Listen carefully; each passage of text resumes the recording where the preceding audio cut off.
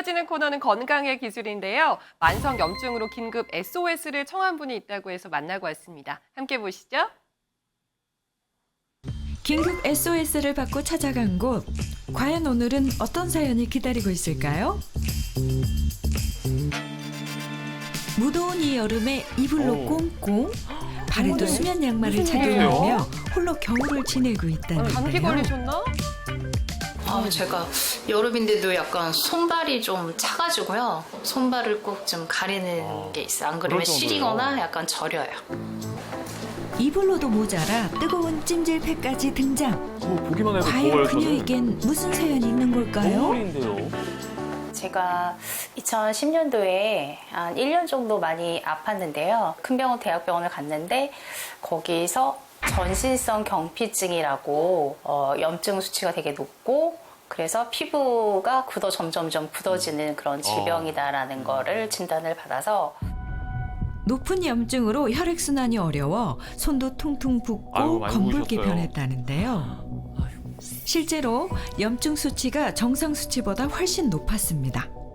혈액 속의 염증이 과도하게 발생할 경우 혈관벽을 국소적으로 두꺼워지게 만들며 혈관은 점차 좁아지게 됩니다. 혈액 응고를 일으켜서 혈액의 점도가 상승해 혈액순환 장애가 더욱더 심해질 수 있습니다. 높은 염증 수치로 불편한 건 혈액순환 장애뿐만이 아닙니다. 하루에 이렇게 먹는 많이 양만 드세요? 15알이라는데요. 면역 억제제. 제가 자가 면역 질환이라서 면역 억제제도 먹고요. 염증 때문에 약간 통증이 좀 심한 경우가 있어요. 그래서 이럴 경우에 2알씩 해서 먹고 있습니다. 진통제. 얼마나 통증이 심하길래 통증약? 잠이 안 와요. 심한 날은 잠을 잘 수가 없어요. 그래서 통증약도 먹고 수면제도 먹는 경우가 있어요. 어머. 약을 매일 고통스러우시겠어요. 챙겨 먹고 염증성 통증을 낮춰야만 일상생활이 가능한데요. 그러다 임신을 하게 됐고 약을 먹지 못해 매우 힘들었다고 합니다. 임신한 상태에서 아프니까 약을 못 먹어서 계속 누워만 있었어요. 응급실 한 2번 정도 가고 굳어진다는 그런 느낌이 들더라고요. 그 아침에 일어나면 얼굴부터 시작해서 손가락이 굉장히 이렇게 막 뻣뻣하다라는 느낌을 많이 받았어요. 관절 통증. 염증은 건강과 함께 꿈까지 빼앗아갔는데요. 캘리그라피 작가로 활동 중이었지만 계속해서 찾아오는 염증성 통증과 붓기로 인해 섬세한 기술이 필요한 붓글씨를 쓰지 못하게 됐다고 합니다. 치명타가 됐네요. 불쌍해라, 정말. 내 자신한테 화가 나고 그러는데 그러면 처음부터 그래도 내가 글씨 쓰는 걸 좋아하니까 다른 걸로 한번 대체해보자라고 해서 지금 만년필로 좀 쓰고 있어요. 처음부터. 다시 시작하는 마음으로 붓글씨 대신 도전 중인 만년필체. 꿈을 향해 나아가는 작가님을 응원합니다. 어느덧 점심시간. 높은 염증 수치 때문에 기름진 음식은 절대 금물. 각종 성인병이 걱정돼 더 건강을 챙기게 됐는데요. 몸이 아파진 후 후회되는 일이 많답니다. 젊었을 때, 한 20대, 30대 초반까지만이라도 내가 건강관리를 좀 잘하고 내 스스로가 나를 조금 더 챙겼으면 지금 이렇게까지 나빠지지 않았을 것 같다라는 생각이 들어서 그게 조금 많이 후회가 되죠. 네, 만성염증으로 관절 통증은 물론 혈액순환 장애까지 앓고 계신 모습을 보니까 마음이 좋지 않았는데요. 네. 혹시 만성염증이 있다면 발생할 수 있는 또 다른 질환들이 있을까요, 교수님? 정말 많습니다. 만성염증은 뚜렷한 증상이 없어 치료하지 않고 방치하기 쉬운데요. 네. 하지만 염증이 지속되면은 혈관을 타고 몸속 곳곳을 돌아다니면서 세포를 늙게 하거나 면역 기능을 교란해서 비만, 당뇨병, 고지혈증 같은 대사질환부터 네. 습진, 건선, 아토피 등 피부질환, 그리고 류마티스 관절염, 천식 등과 같은 자가 면역 질환까지 유발할 수 있습니다. 아이고야. 와, 이 염증 하나 방치했다고 그렇게나 많은 병이 생길 수 있다고 하니까 정말 무서운데요. 자, 이 만성염증 같은 경우는 증상이 거의 없다고는 했지만 그래도 좀 알아볼 수 있는 방법이 없을까요? 염증을 정확하게 확인할 수 있는 방법은 피검사를 통해서 조금 전문적인 용어지만은 벽혈구 수치를 보는 WBC, 네. 또 시반응 단백질 수치를 보는 CRP, 네. 또 적혈구 증강 속도를 보는 ESR, 등의 여러 수치를 통해서 염증을 확인할 수 있는데요. 네.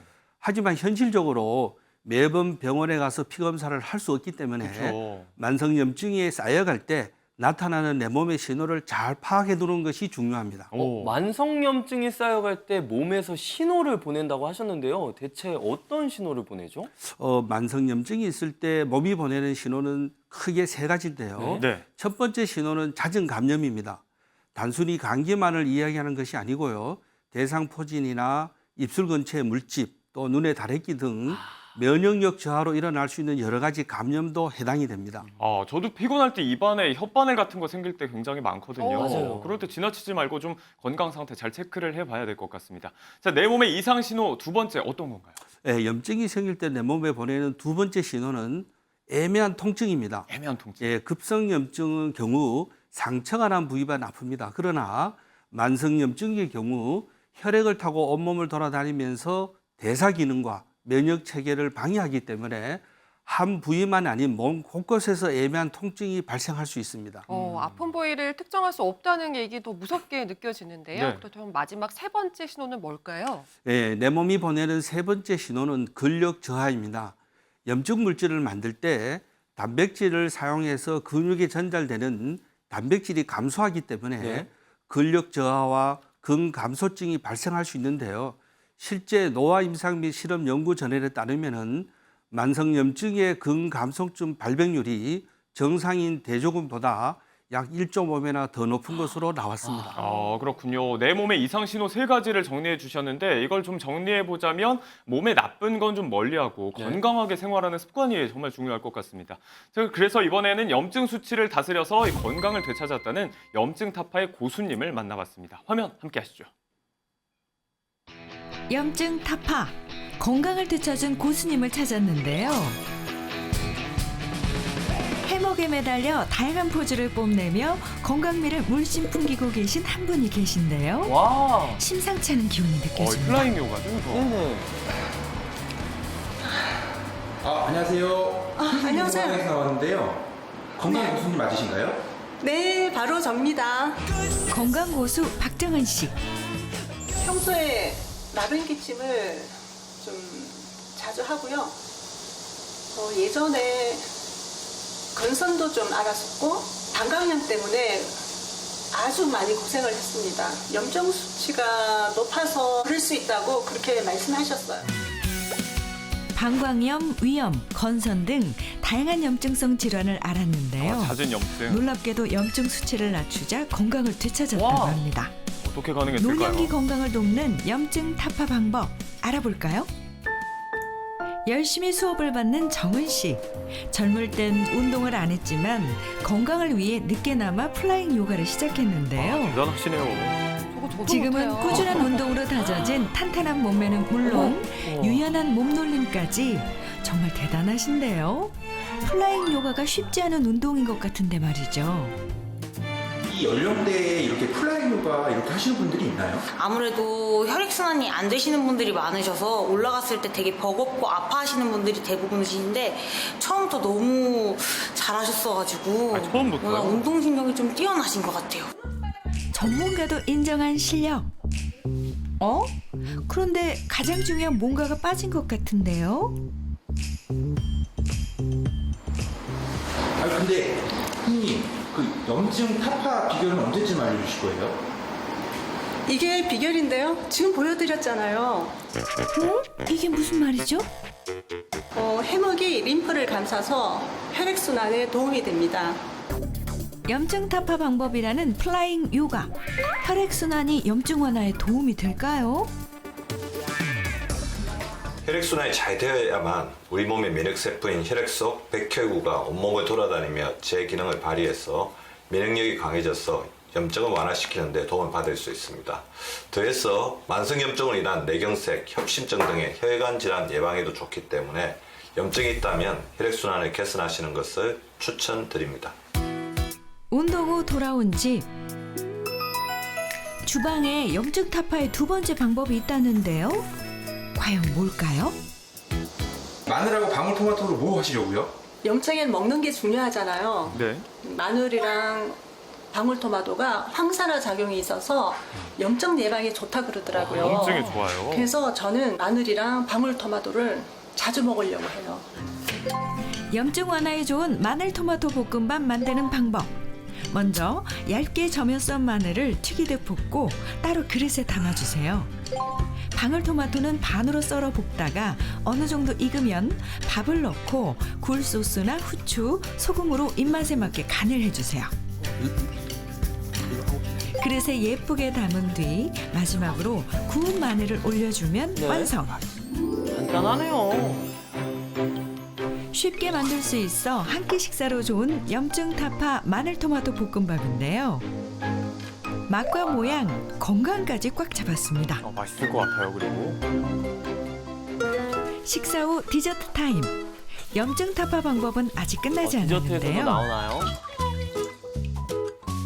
신선한 과일과 견과류를 넣은 요구르트를 건강을 위해 챙겨 먹는다고 합니다.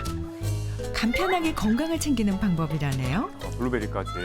요거트가 염증 완화하는 데 좀 도움이 되나요? 요거트는요, 위와 장에 도움이 되라고 먹는 거고요. 그 염증에 도움이 되는 건 또 따로 있죠? 따로 있죠? 찬장에서 무언가를 꺼내는데요. 가루를. 마법의 가루인가요? 지금 이 뿌리신 거는 뭐예요? 유산균인데요. 그냥 유산균이 아니라 염증 완화 유산균이에요. 그런 게 있어요. 장 건강과 염증을 한 번에 잡는다는 염증 완화 유산균. 요구르트에 뿌려 먹기도 하지만 물에 타서 먹기도 한다는데요.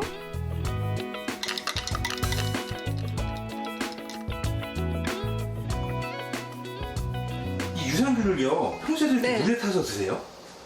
네. 아까 제가 운동할 때 마셨던 물도요, 유산균 타서 먹은 거예요. 아, 그래요.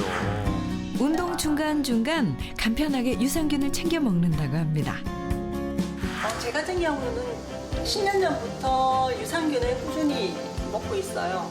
확실히 저에게는 도움이 되는 것 같고요. 꾸준히 운동을 하면서 긍정적인 마인드로 살아가면은 좋아질 거라 생각이 듭니다. 잘 봤습니다. 영상 보니까 건강 고수님 같은 경우에는 장 건강과 염증을 한 번에 잡기 위해서 유산균을 챙겨 드시더라고요. 네. 이게 정확히 어떤 유산균인가요?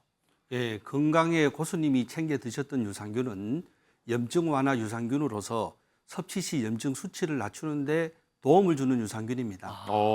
저도 이제 온갖 유산균들 다 먹어보긴 했는데 염증 완화 유산균은 처음 들어보거든요. 이게 정확히 어떤 건가요?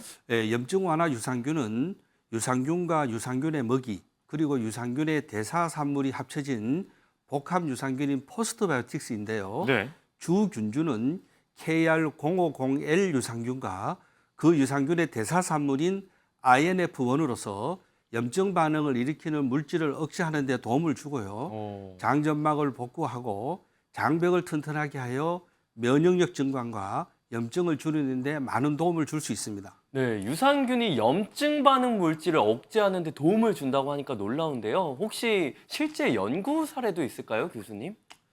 예, 실제 응용 미생물학 저널에 따르면은 KR050L 유산균의 항염증 효과가 밝혀졌는데요. 네. 염증성 피부 질환인 아토피성 피부염과 접촉성 피부염의 완화에 효과가 있고요. 또한 관절염증 물질을 억제해 골관절염과 류마티스 관절염, 골다공증에도 효과가 있다고 합니다. 그렇다면 염증 완화 유산균 섭취할 때 주의할 점은 따로 없을까요? 개인적인 차이는 있지만 하루 권장 섭취량을 지켜 드시는 것을 추천드리고요. 알레르기나 특이한 체질이 있으신 분들은 성분표를 참고하는 것이 좋겠습니다. 네, 참고하겠습니다.